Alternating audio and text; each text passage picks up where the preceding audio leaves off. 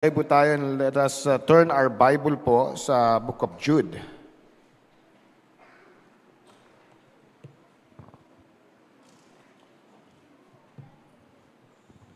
The Book of Jude, we'll be reading, I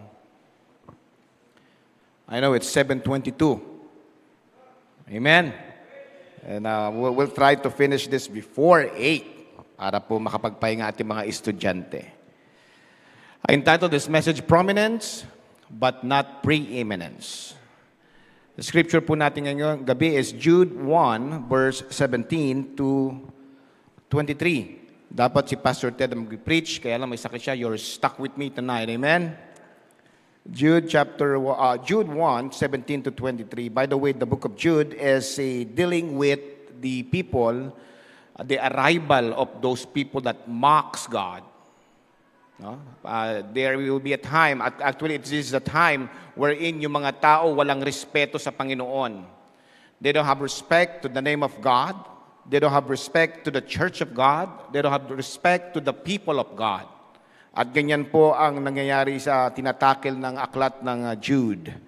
And beginning with verse 17, the Bible says, "But beloved," talking about the Christians, talking about the children of God. The Christians who are saved by the Lord Jesus Christ, sabi, "But beloved, remember ye the words which were spoken before of the apostles of our Lord Jesus Christ." In verse 18, "How that they told you there should be mockers in the last time." The last time is when the Lord Jesus Christ was born. When the Lord Jesus Christ was born, it is considered the last time. Ito na yung panahon. "Who should walk after their own ungodly lusts." Ungodly lusts, yung mga kagustuhan ng kanilang laman. "This be they who separate themselves, sensual, having not the Spirit. But ye, beloved, building up yourselves on your most holy faith, praying in the Holy Ghost, keep yourselves in the love of God, looking for the mercy of our Lord Jesus Christ unto eternal life."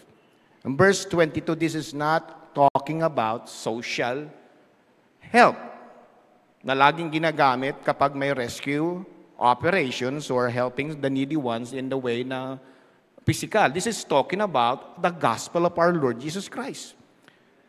Pero laging sinagamit ito in verse 22, and of some have compassion, making a difference. In verse 23, "And others save with fear, pulling them out of the fire, hating even the garment spotted by the flesh." This is talking about the gospel of our Lord Jesus Christ that will save us. It's not about feeding. It's not about helping ng physical. Those were good. But this is not talking about that. Manalangin po tayo. Dakilang Diyos, kayo po ang manguna for the next few minutes. Gamitin mo, Panginoon, as a preacher for this hour. And if someone here tonight and lost and undone, I pray that you will prick that heart that he may turn to you for salvation, O God, because we know, I know, ikaw po yung daan, katotohanan at buhay. Panginoon, I pray na wala pong mga tao na magdi-disturb sa iyo pong service ngayong gabi. Naway magkaroon ng respeto ang bawat isa magmula sa bata all the way sa mga adult, sapagkat you're worthy of praise and honor. Father, speak to us, Lord, and give us what we need, not what we want. In Jesus' name we pray. Amen. You may be seated po. Sa ating pong henerasyon ngayon, in our generation, kung makikita po natin information in our fingertips. Lahat yan nandiyan sa YouTube, sa computer, sa Google. Nandiyan po yung information. It seems that the growing population becomes nagiging intelligent. Nagiging matalino. And so much na talino, kung titignan po natin, marami po mga tao hindi na po naniniwala sa Diyos. In 2023 poll by the Pew Research Center found that 4% of the world's population self-identified as atheists. Ang laki nun, it's 4%. This is an increase from 3.1 in the year 2014. Bakit kaya ganon? Kasi pag tumatalino na ang tao, they are more concerned about the logic. They are more concerned about the knowledge that they got from the universities and colleges. Truly, nung sinabi po ni Jude, dito po we are in the last days, totoo po yan. And perhaps the most greatest attack po sa Christianity is the deity and the divine na pagkatao po ng ating mahal na Panginoon. We are so concerned about yung activities ng simbahan natin, concerned about yung mga ginagawa po natin, and then we neglect talaga yung tunay at katotohanan na katauhan ng ating mahal na Panginoon sa Kristo.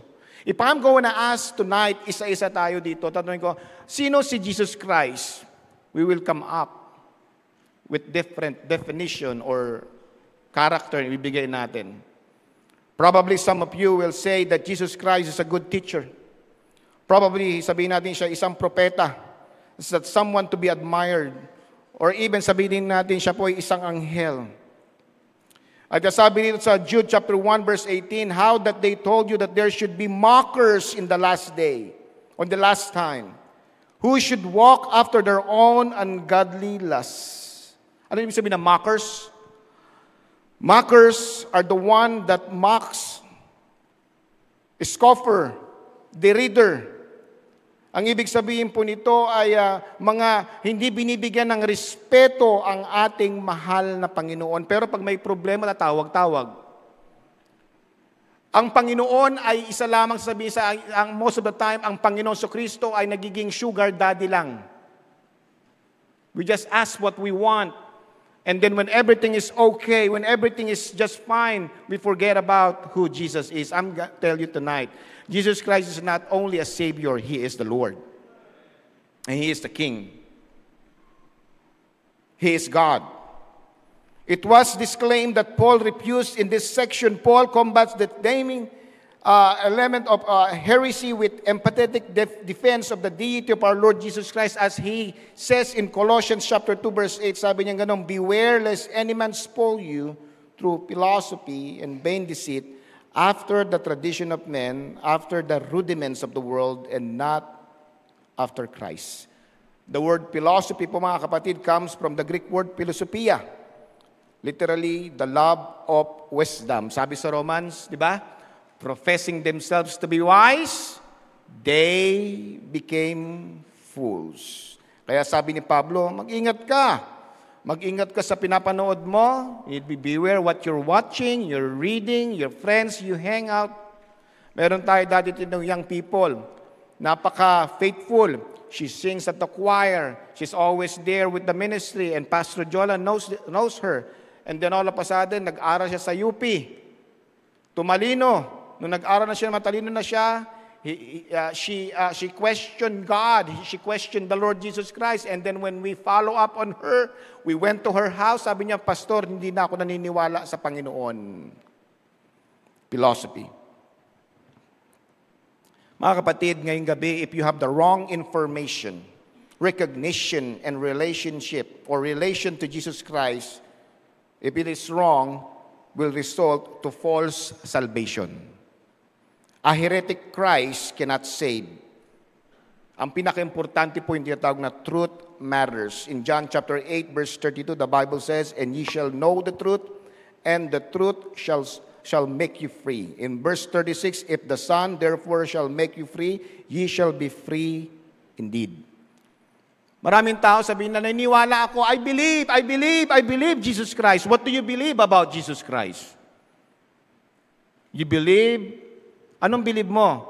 Dalawa yan, sinasabi ko lagi yan eh. It is the believe and you know. Believe and you know. Yung mga basketball player natin dito, you believe that you're a good basketball player. Do you really know you're a good basketball player? Di ba? Iba yung believe eh. Magbibilib ka lang. Iba dito, you believe you're pretty. You believe you're good looking.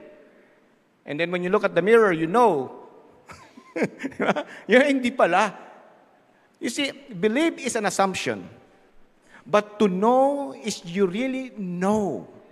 And I hope and pray tonight, as we end this service, not only you will believe Jesus Christ, but you will know who Jesus Christ is.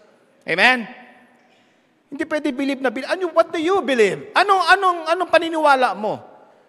You need to know Jesus Christ in a very special way. quickly, let's dive in sa ating pong mensahe. Kasi yung mga Jehovah's Witness, they also believe in Jesus Christ, you know? They believe Jesus Christ as the first creation. They believe that God the Father created Him. That is wrong. The Muslim believe Jesus Christ was a prophet. He's not just a prophet. The Mormon believe that Jesus Christ was a man. And then He is so good na transcend siya, becomes a God. Marami tayong mga Mormons dito. Amen? But what does the Bible teach us? Binigyan ng warning ni Paul ang mga tao sa Corinth. Sabi niya gano'n sa 2 Corinthians 11:4, For if he that cometh preacheth another Jesus, whom he have not preached, or if ye receive another spirit, which ye have not received, or another gospel, which ye have not accepted, ye might well bear with him. If I ask you tonight again who Jesus is, you probably say He's a good teacher, prophet, healer, a miracle worker. But you know what? He is God. He is God in the flesh. And many religious leaders had challenged yung Christianity. Even ako one time may sinabi ba yung Biblia na si Jesus Christ claim na siya yung Diyos? Sinabi niya ba talaga na siya yung Diyos na dapat natin paglingkuran? Let's just check the Bible, amen. Number one, we can know that Jesus Christ is God because He is the Creator. He is the Creator. In the first book itself, sabi in Genesis chapter 1, verse 1, in the beginning, God created the heaven and the earth. Sabi, sa simula pa lang, there's no time, there's no space, there's no matter, God created everything. So sasabihin natin, sino yan? Si Diyos Ama yan. God the Father yan. Let's jump doon po sa John chapter 1. Tinanong ako dati, paano ginawa ni Jesus? Paano ginawa, pagpalagay natin, alin si Jesus, paano ginawa ng Panginoon ang lahat? Paano niyo ginawa? Sa salita. When the Bible says, let there be light. Sabi ng Bible, nagkaroon. And sabi ng Bible, it was good.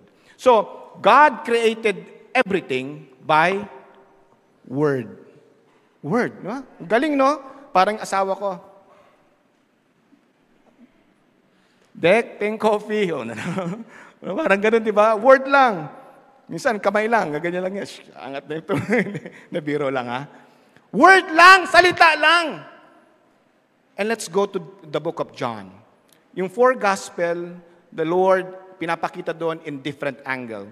Yung mga Bible student dito, the book of Matthew, Jesus Christ is presented as a king. The Luke, ano sa Luke? Perfect man.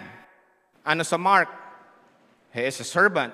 Pero in the book of John, Jesus Christ is presented by John as the Son of God. Yung pagiging divine niya. And look with me in John chapter 1, verse 1. Connected yan sa Genesis. In John chapter 1, ito yung mga iglesia. Lagi itong pinaano natin sa mga iglesia ito. Kasi yung mga iglesia, hindi naniniwala si Jesus Christ is divine. But if you look here, makita po natin, in the beginning, ano sabi sa Genesis? In the beginning, God created the heaven and earth. In the beginning, God created the heaven and the earth. In John chapter 1, verse 1 to 3, in the beginning was the Word. Salita, let there be light. And the Word was with God, and the Word was God. And the same was in the beginning with God. All things were made by Him, and without Him was not anything made that was made. Hindi mo na kailangan na maging Greek scholar, hindi mo na kailangan maging college student or bachelor's degree, napaka-plain po niyan. Anong sabi? In the beginning was the Word, and the Word was with God, and the Word was God. The same is in the beginning, sabi nga, all things were made by Him. Let's jump to verse 14. Sabi sa verse 14, and the Word was made flesh, and dwelt among us, and we beheld His glory, the glory as of the only begotten of the Father, full of grace and truth. So nakita natin dito that si Jesus Christ was the Word manifested in the flesh. At ito pinatutuan nito ni Pablo in Colossians chapter 1 verse 15. Are you following along? Napapalo niyo ba? Verse 15, the Bible says, who is the image of the invisible God, the firstborn of every creature, for by him were all things created that are in heaven and that are in the earth, visible and invisible, whether they be thrones or dominions or principalities or powers, all things were created by him and for him, and he is before all things, and by him all things consist. And he is the head of the body, and the church, who is the beginning, and the firstborn from the dead, that in all things he might have the preeminence. Preeminence. Ibig sabihin, siya yung nangunguna, siya yung priority. Prominence, pinapasikat natin siya. Pero hindi yun ang kailangan eh. Kailangan siya yung Panginoon po natin. Why? Because He is the Creator.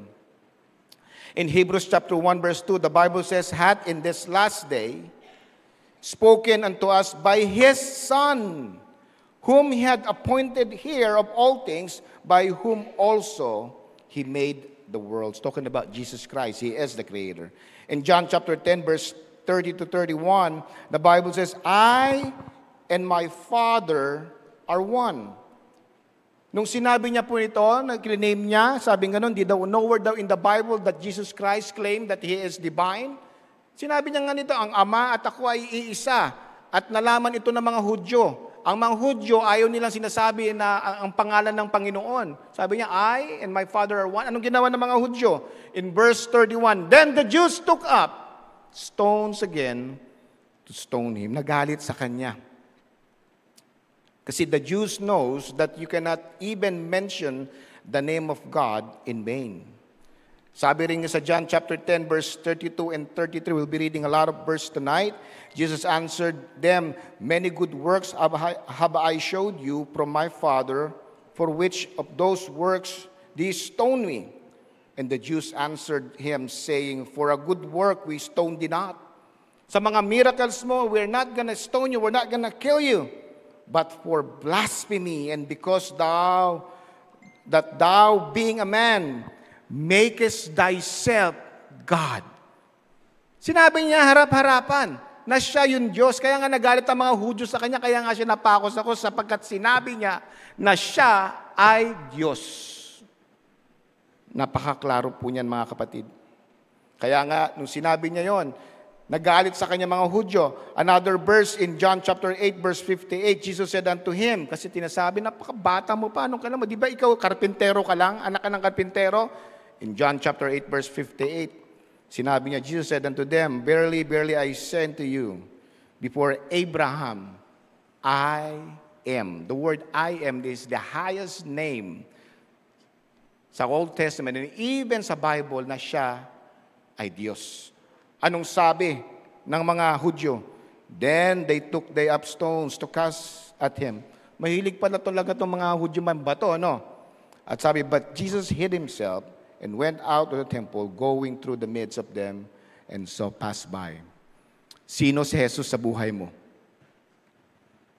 According sa ating pinag-aralan briefly, Jesus Christ is the Creator. Not only yan, makikita natin ma-prove na si Jesus Christ ay God. Number 2, He forgives. He forgives. Sino ang pwede magpatawad lang? Of course, yung Diyos lang, di ba?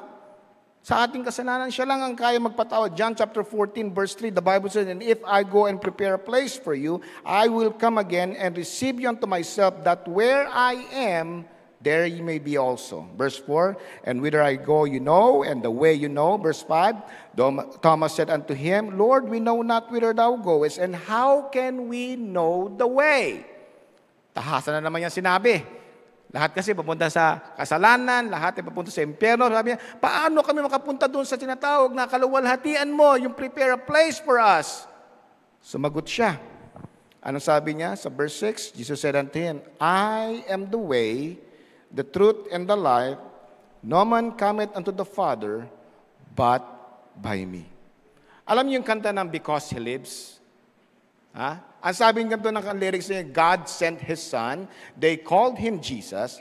He came to love, heal, and forgive. He lived and died to buy my pardon. An empty grave is there to prove my Savior lives. Sabi sa sunod, because He lives, I can face tomorrow. Because He lives, all fear is gone. Because I know He holds the future, and life is worth the living just because He lives. This is not just a song. This is rich in theology, na ang Panginoon not only came here to die, but to heal and forgive. Mga kapatid, si Buddha hindi kaya magpatawad. Si Joseph Smith hindi kaya magpatawad. Si Manalo hindi kaya magpatawad. All those founder ng religion, si Joseph Smith, hindi kaya magpatawad. There's only one na pwede magpatawad according to the Bible. That is our Lord Jesus Christ. Sabi rito sa Mark chapter 2, verse 5 to 7, are you still with me? Pagkatapos niya magpagaling, mag-heal. Pagkatapos niyang pagalingin itong tao na palsy, sabi nga sa verse 5 and 7, when Jesus saw their faith, He said unto the sick of the palsy, Son, thy sins be forgiven thee. But there were certain of the scribes sitting there and reasoning in their hearts, why did this man that speak blasphemy? Binabastos niya ang Diyos. There's only one that can forgive, and that is God. He's not God. Pero sabi ng Panginoon Kristo, nakita ko yung faith mo. Not only I healed you physically, but your sins were forgiven. Sabi ng mga Pharisee, mga scribes doon, why does this man speak blasphemies? Who can forgive sins but God only? Coming from the mockers, the scoffers, they declared that there's only one that can forgive. Sino yan? God. And Jesus Christ, sabi niya gano'n, your sins were forgiven. Look with me again in Matthew chapter 9, verse 2 and 3. The same account, sabi nga, and behold, they brought to him a man sick of palsy, lying on a bed, and Jesus, seeing their faith, said unto the palsy, Son, be of good cheer, thy sins be forgiven thee.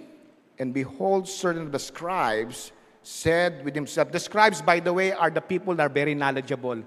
Sila yung mga scholars. Nakita natin yung connection?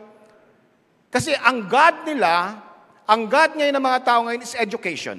Ang God ngayon natin yung intellect natin. And they're reasoning, how can this be? Only God can forgive. Hindi nila maintindihan na itong si Yesu Cristo ay yung Diyos na nagkatawang tao. At sabing ganon, verse 3, and behold, certain of the scribes said to themselves, this man blasphemeth. Ano yung sabihin ng blasphemy? The act of insulting or showing contempt of lack of reverence for God. Why? Because Jesus Christ says not only He is the Creator, He also is the one forgiving sin. Hindi, yung mga Katoliko, hindi po si Pope, hindi po yung pare ang nagbibigay ng tanggal ng kasalanan.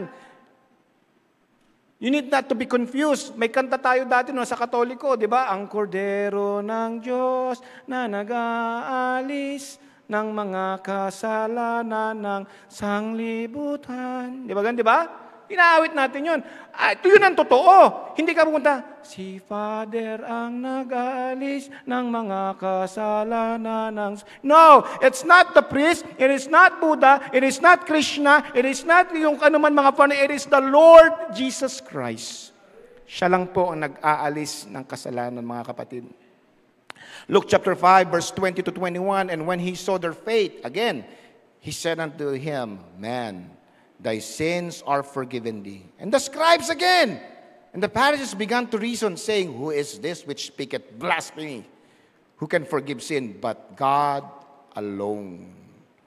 Only Jesus Christ can forgive sin, mga kapatid. Naalala niyo nung si Thomas, nag-backslide. Ang ating Panginoon ay dumating during that first day of the week. Tapos itong si Thomas ay absent. At sabi nagpakita ang Panginoon, sabi ni Thomas, nag-doubt si Thomas, nagkasala siya. At nung dumating yung Panginoon ulit doon, nung time na yon, nakita na sila ni Thomas. In John chapter 20, verse 28 to 29, the Bible says, and Thomas answered and said unto him, nung nakita siya ano sabi?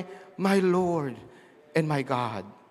Jesus said unto him, verse 29, Thomas, because thou hast seen me and thou hast believed, blessed are they that have not seen and yet have believed. Sabi ng isang Muslim, hindi daw kinilala ni Thomas si Jesus Christ as God, but rather para daw nagmura. Parang, my Lord, My God! Parang expression. No, alam nyo sa Hudyo, sa Jewish po, hindi mo pwedeng i-mention yung pangalan ng Diyos. Blasphemy yun. Nung na-realize ni Thomas who Jesus is sa kanyang harapan, sabi niya, My Lord, my God. Jesus Christ is God, mga kapatid. And how about when Jesus Christ was approached and been worshipped by Thomas, hindi sinabi ng Panginoon, teka lang, no, I'm not the Lord, I'm not God.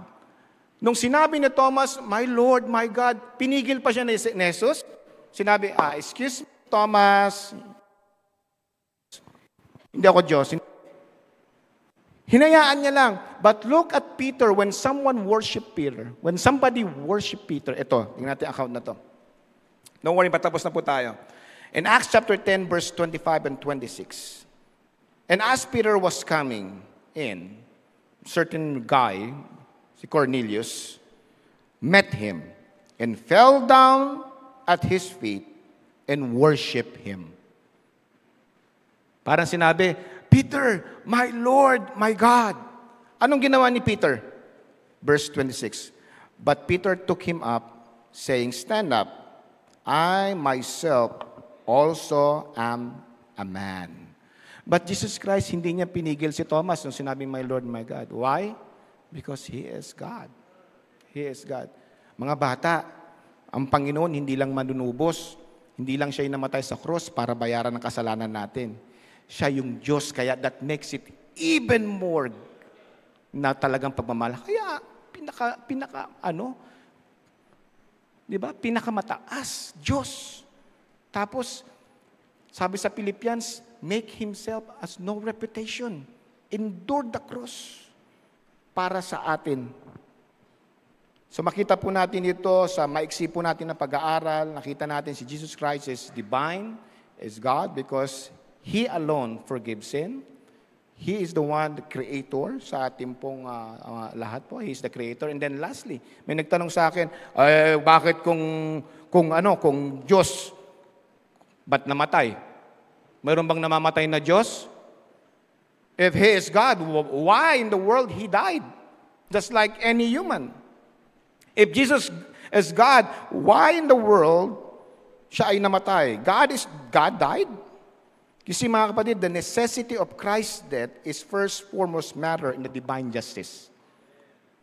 In the Old Testament, para yung kasalanan ay mawala, may kailangan pong mamatay. Remember, nag-o-offer sila ng sacrifices. Those were the picture of things to come. Because Jesus Christ, siya yung tinatawag na ultimate sacrifice. Sabi sa Romans chapter 6, verse 23, pinaigting itong purpose na Jesus Christ, purpose here, nung dumating siya, is to die so we can live. Siya ay namatay para tayo mabuhay muli. Kasi tayo makasalanan. In Genesis chapter 3, kaya tayo nahiwalay sapagkat tayo po'y makasalanan. At yung kasalanan na yan ang naghiwalay sa atin. Si Jesucristo bumaba dito para pagdugtungin yun.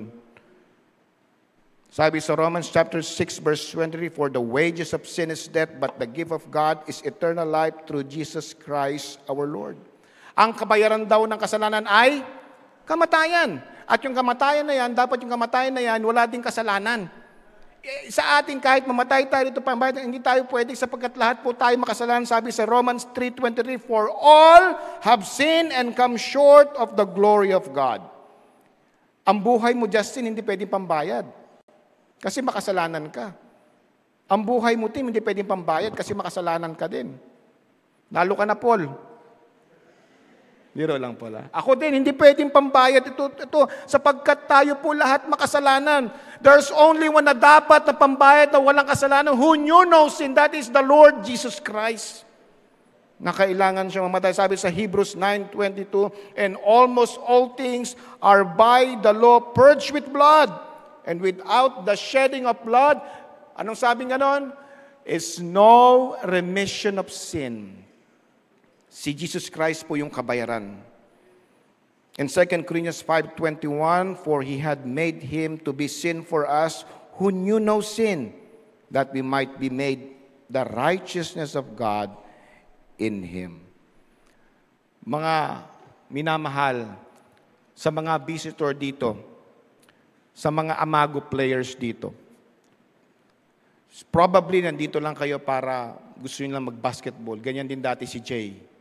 No, ganyan din dati yung iba rito. Si Pastor John Mark, ganun din dati rito. Pastor na yan. Si Pastor John Mark. Pero alam nyo, ang Panginoon may purpose sa inyo. Lahat ang bagay may purpose. Sa totoo lang ako, nagsimba ako dito para ligawan ng anak ng pastor si Annalisa. Nagsimba lang ako noon dahil para gustong-gusto ko si Annalisa. May purpose. Pero alam nyo, may purpose pala yung Panginoon. Ang kamatayan ng Panginoon ay may purpose para sagipin tayo sa kasalanan. Ganon din kayo. Nandito kayo ngayon dahil may purpose sa inyo ang Panginoon. Ang purpose niya ay magpakilala siya sa inyo. Not just someone na ano natin sa ating tradisyon na isang parang kamukha ni Axl Rose diyan sa dingding na rockstar tapos blue eyes, matangos ang ilong. No. Hindi yan yung Jesus Christ. Kasi yung Jesus Christ na sinasabi ko sa inyo, hindi just like painting. He is more than a painting. He is the Word of God that became flesh, suffered and died, nahirapan ng katawan, na kung sino man ang palataya sa Kanya, hindi mapahambagkos, magkaroong buhay na walang hanggan. Nahirapan siya para sa atin. Sabi ng Biblia, sa 2 Corinthians 5:1, for He had made Him to be sin for us. Dapat tayo yung pinako, pero siya yung pinako. Who knew no sin, that we might be made righteousness of God in Him. Mga kapatid, huwag natin baliwalain ito. Need to recognize Him, who He is. Naalala nyo nung siya ay pinagkaluno ni Judas? Nobody recognized Him. The only person that recognized Him is the one that's close to Him. The Roman soldier did not recognize Him. Sabi niya, yung hahalikan ko, sabi ni Judas, yun sa Jesucristo. Question ko ngayong gabi, do you recognize Him? Nare-recognize mo ba siya? Or you just believe Him? No, you just don't believe Him. You need to know Him. He is God. And this God is the Creator, forgives sin, and He has a purpose sa Kanyang death is to save us from all unrighteousness. Kaya when somebody asks you why Jesus Christ died, because it was His purpose. It was His purpose. Magaling yung kausap ko Pastor, kung purpose niya namatay siya, nakalimutan niya yata yung purpose niya when He was on the cross. If Jesus Christ know His purpose that He's going to die on the cross, I think He forgot it when He said, Father, why have thou forsaken me? Naalala niyo yan? Tingnan sa scripture. Kasi piloso po yung kausap ko I got this message because of those people that asked me, the mockers. The smackers. Yung mga mockers, dapat is-mockers natin yan, Sabi sa Mark 15:34, and at the 9th hour, nakapako ang Panginoon, Jesus cried with a loud voice, saying, Eli, Eli, lama sabachthani, which is being interpreted, my God, why hast thou forsaken me?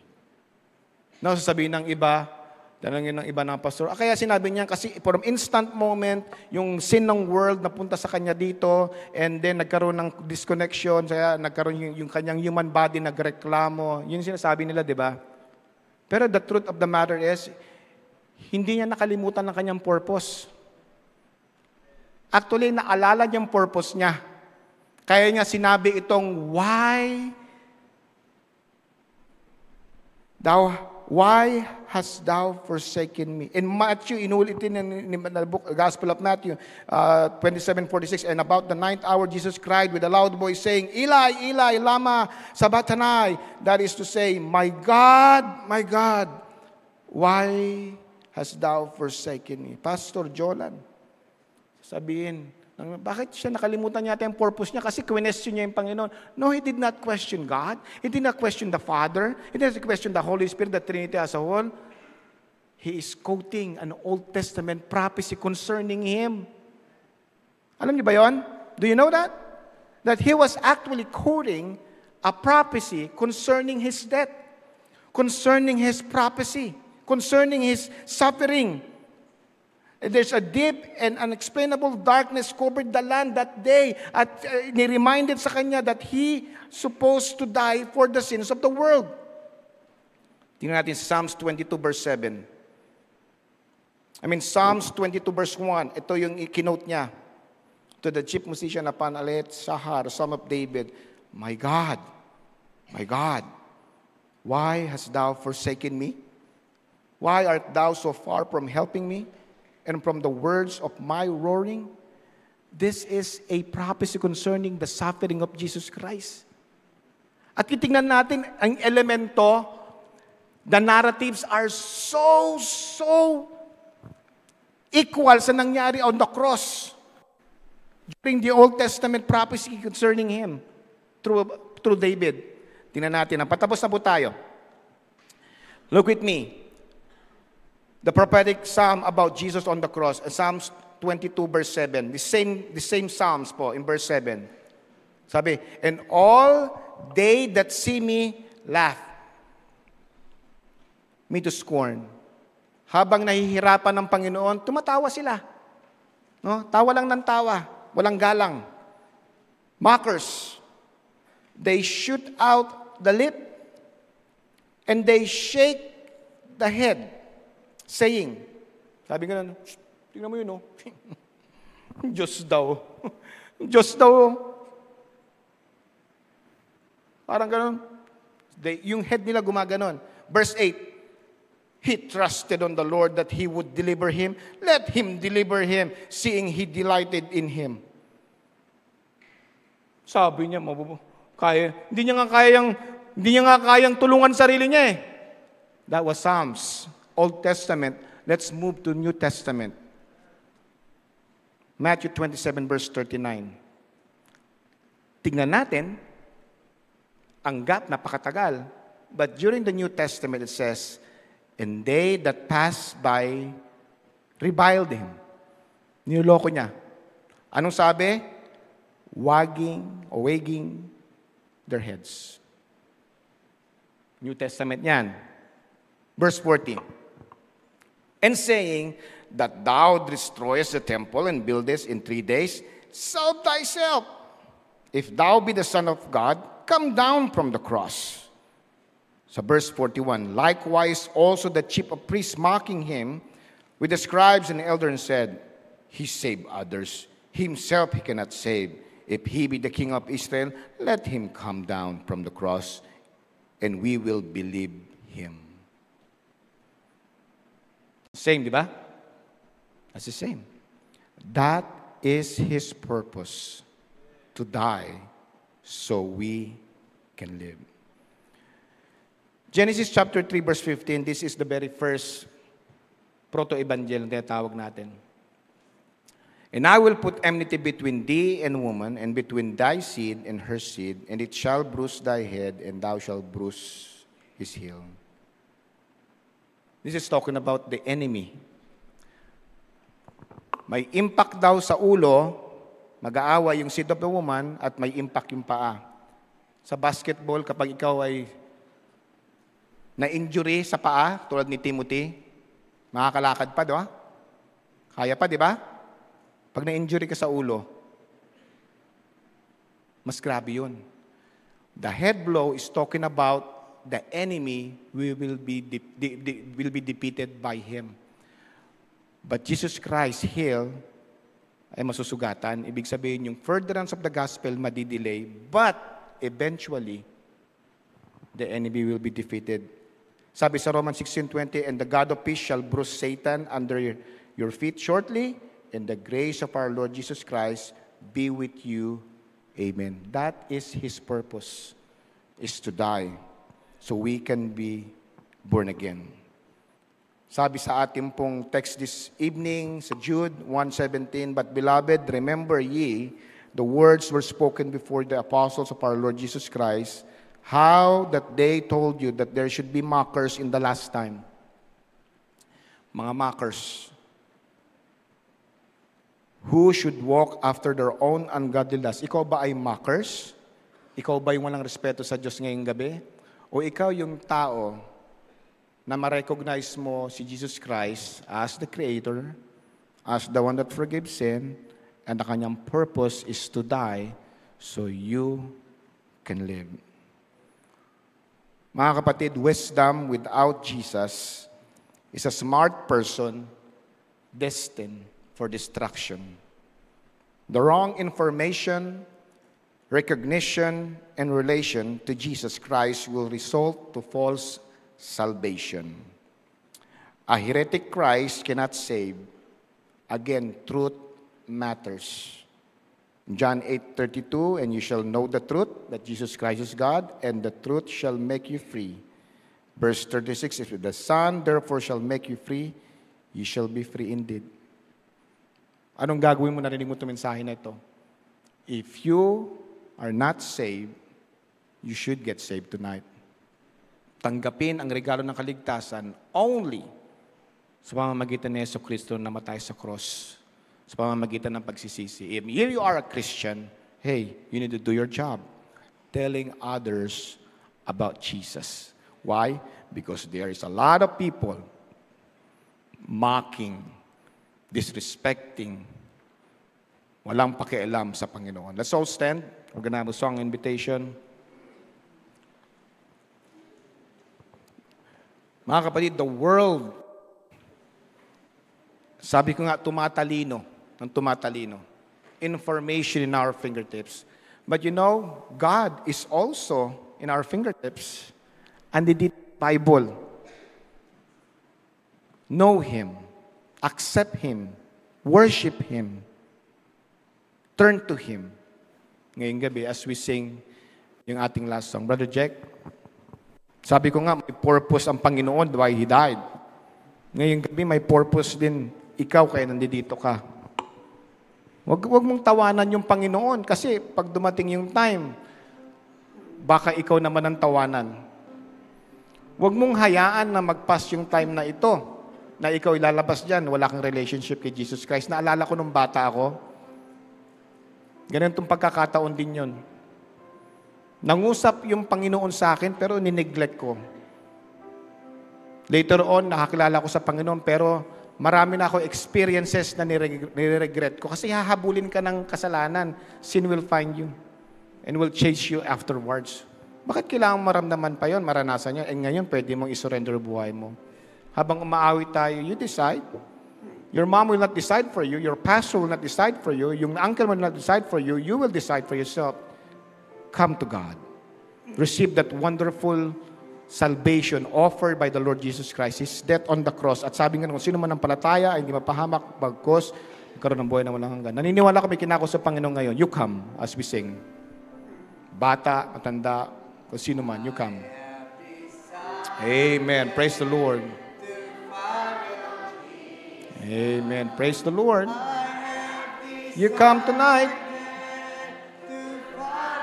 You come. Kamahiya. Praise the Lord. Tonight is the night ng kaligtasan. Huwag mong hayaan na matapos tong gabi na ito na hindi ka maligtas. Amen. Praise the Lord. Pastor Jolam, can you help me here? Pray for these kids that came forward. Amen. Pastor Sarel, when you come also help. Pastor Dominic. Amen. Praise the Lord. Huwag ka mahiya sa iba. Huwag ka mahiya sa iba. You come tonight. Amen. This is the decision na kailangan mo. Is to turn and ask the Lord to save you. Jesus Christ is the way, the truth, and the life. I've been praying that the Lord will move ngayong gabi.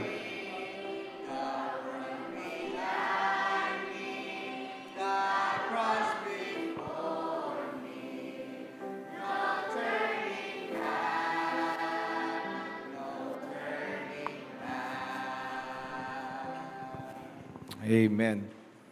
There are several kids po na come forward ngayong gabi. But I know, may kinakausap yung Panginoon, maybe nahihiya. Pero wag kayong maging mockers. Wag niyong tawanan yung Panginoon. Kasi darating yung time, nakakailanganin mo siya. Bakit hindi mo na siya tanggapin ngayong gabi? Amen? Jesus Christ is not just some painting. Jesus Christ is not just some Savior. He is God. He is God. Manalangin po tayo. Father God, I pray that you be with us tonight, Lord, as we dismiss. Maraming salamat, Lord, sa iyong pangungusap. I pray, Father God, na i-restore mo ang aming lakas sa tonight as we go to sleep. At kayo po ang aming tinataas, pinapasalamatan. Be with all those kids, Panginoon, that came forward. And Lord, we love you. We praise you because of who you are, dying on the cross for us. Ito po aming salamat na langin. And all people, God's people say, Amen. Amen.